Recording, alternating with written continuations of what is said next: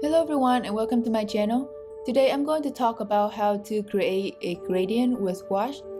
Let's get started. The first type of gradient that I want to talk about is one color gradient. I'm painting this gradient using the wet on wet method. So I'm starting out by wetting the area with water. Here I'm tinting my water with a little bit of pink so you guys can see it better how I spread it out.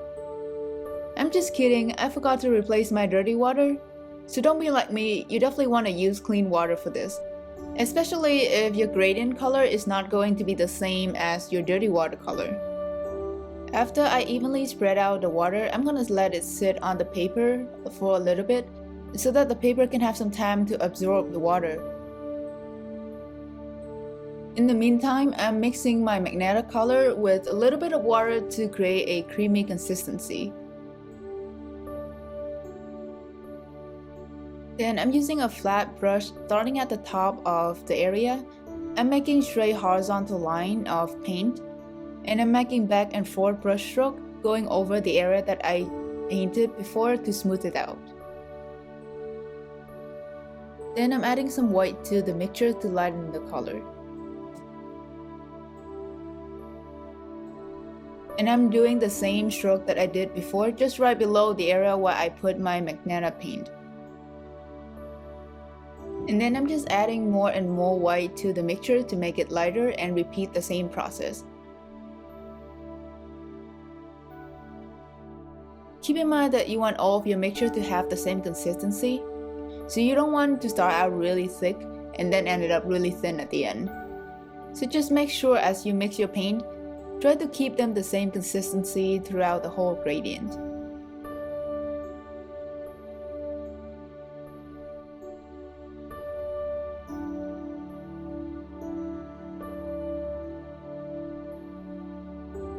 Also, don't be afraid to go over the area that you already painted to smooth things out. As long as you do it while the paint is still wet. If you find that your paint is already dry partially, I would recommend waiting for the whole thing to dry completely first, and then you can go over them with a new layer.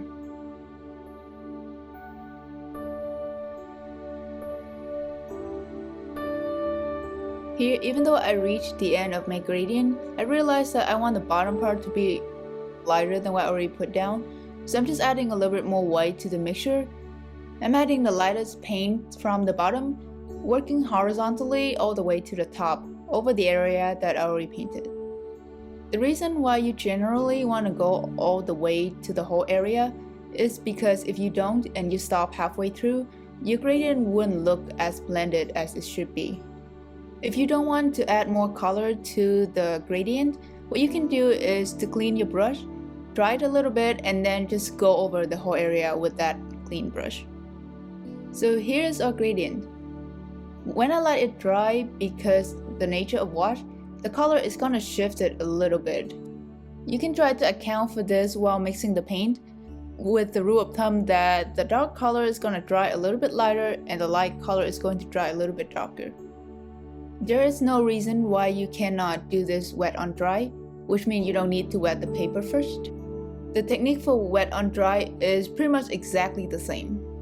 Here are a couple reasons why you would like to choose one technique over the other. First of all, I find it a lot easier to get a smooth gradient using wet on wet. Besides, with wash, if you want to do layering, the thinner the layer underneath is, the easier for you to get an opaque layer on top of it. However, on the other hand, if you use wet on wet technique, you have to worry about the grading of your paper. I wouldn't use anything below 300 GSM or 140 pound for your paper, because if you add a lot of water on a thinner paper, it can buckle and also ruin the whole paper itself. Another thing is that wash shifts color when it dries, like I talked about before. So when you're using wet on wet, the color will shift a little bit more than if you use wet on dry. Now, it may look like wet on dry is the way to go with 2 plus and only 1 minus. But personally, I always use wet on wet whenever I create gradient, just because I like it a little bit better. So I would recommend drying both of them out. Then you can decide which method you like better and also which one is better for the scene you're painting. The second part is to color gradient.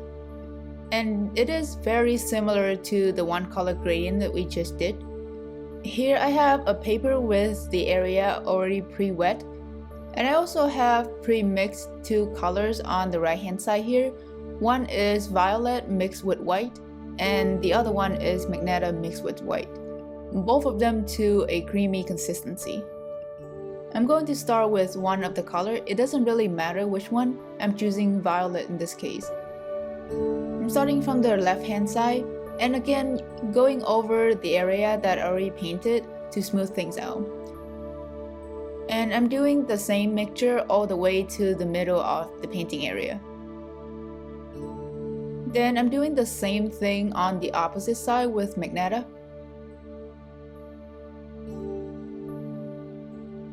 And when I reach the middle area, I'm making sure that my brush nails don't really have any paint on it, and I'm going over the middle part on both sides. I'm adding magenta back to my brush. I'm going to go over the whole area, smoothing things out from the right hand side all the way to the left. And I'm doing the same thing with violet from left to right. If there's any area that is not completely smoothed out to you at the very end, you can then again clean your brush, dry it a little bit, and go over that area with the same direction of brush stroke. And here's our two color gradient. Notice how I purposely picked two colors that are very similar to each other, and I desaturate them using white. Let me show you what happened if I just use the paint straight from the tube without desaturating them. Here are the two gradients that I created. The left hand side I use lemon yellow and phthalo blue, and on the right hand side I use cadmium yellow and ultramarine blue. At a first glance you can see that the colors are a little bit less harmonic compared to the one we did with violet and magenta. This is because I used the color straight from the tube without desaturating them. Another thing to notice is that the one on the right hand side looks a little bit more muddy than the one on the left hand side. And the reason for this is because for the left hand side I use a cool yellow and cool blue. On the color wheel, these two colors are closer to each other when you want to create green color in the middle. That's why we can see here that the green on the left hand side is a lot more vibrant than the one on the right hand side. Ultramarine blue and cadmium yellow are on the warmer side, so when you try to combine them to make green, taking a look at the color wheel is a longer way to go, and they become a little bit more muddy when combined together. Besides the color temperature, now if we desaturate these colors, it will make them look more harmonious when placing next to each other. Now let's get into our final painting. I have a pre-wet paper here with the two mixture of very light cobalt blue and very light cadmium red. I'm starting from the top of the page with the cobalt blue, and I'm adding more and more white as I get into the middle, just like what we did with the one color gradient.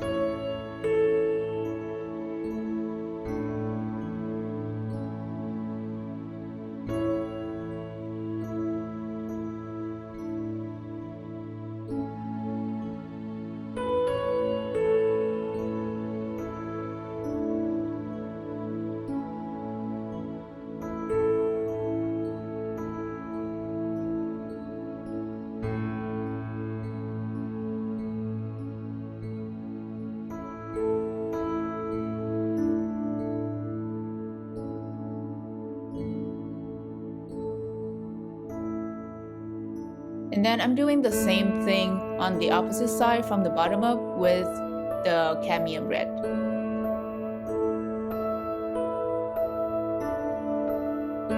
Also, another thing that would help when you create gradients is your brush choices. The bigger the brush is, the easier it's going to be for you to create a gradient.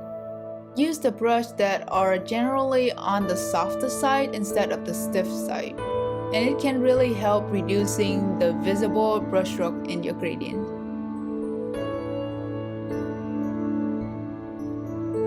I'm adding a little bit more white in the middle and a little bit more blue on the top and red at the bottom. You can just repeat this same step until you are satisfied with your gradient.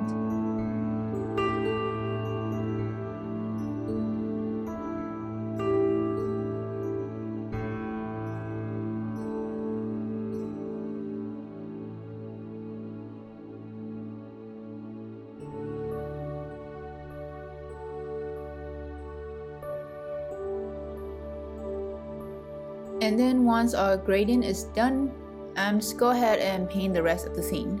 Starting with the dark water, I'm mixing black, indigo, and a little bit of magenta. And as I go up to the shadow of the mountain, I'm using more indigo and less magenta, and also make it a little bit lighter than the water itself. For the top of the mountain, I'm using magenta and a little bit of the light cadmium red that I had previously mixed to create a pink purplish lighter on the top of the mountain.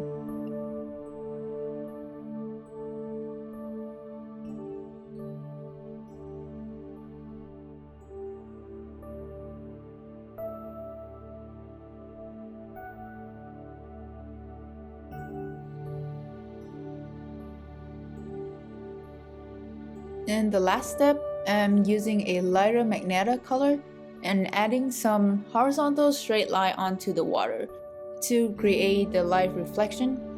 And once those lines are dried, I'm using a even lighter magenta to add some shorter highlight horizontal lines on the water. And this painting concludes our video. Thank you so much for watching. I hope this helped. Let me know if you have any question in the comments. If you enjoyed the video, please consider like and subscribe. And I'll see you all in the next one.